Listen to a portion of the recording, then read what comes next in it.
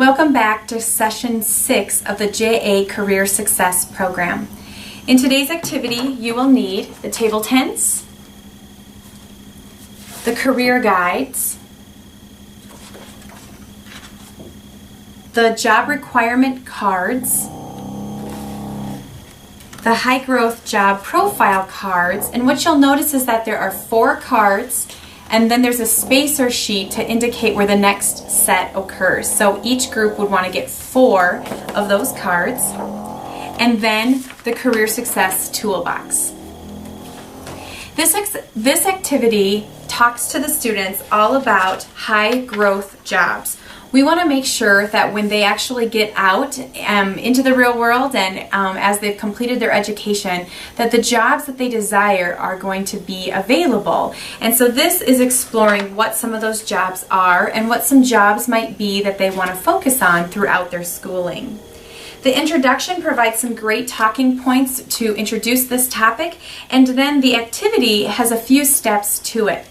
The first step is to distribute the career guides to all of the students.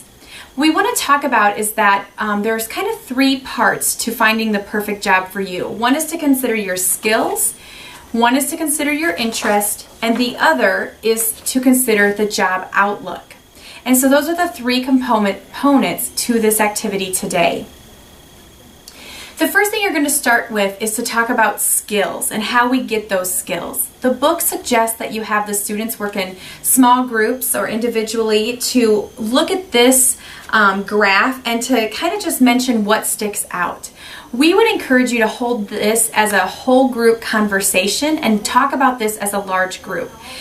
Basically, the point is that they're trying to get us to see that the skills that we need to be able to do a job often comes through education.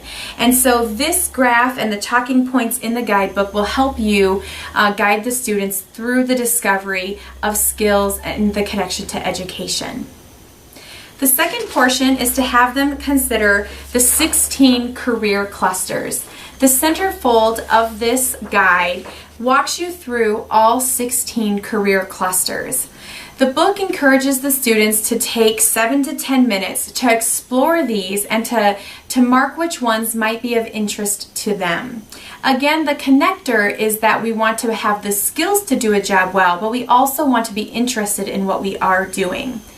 We would encourage you to potentially have the students look at this on their own and kind of star some of their top ones, but more than likely they will not need 7 to 10 minutes to complete this portion of the activity, and in our experience they were disengaged with that long of time. So I would give them 3 to 4 minutes to explore this, and then to once again bring it whole group and allow the students to talk about some of them that interest them. If the students don't have the opportunity to get through all 16 career clusters, if you shorten that time frame up, a lot of times the students will highlight different ones, and so intrinsically they'll be able to hear about the 16 clusters, and they can also take this with them to explore more on their own. The final part of the activity is having the students actually look at some of the job outlooks that are in our future. The curriculum highlights the STEM skills, science, technology, engineering, and math.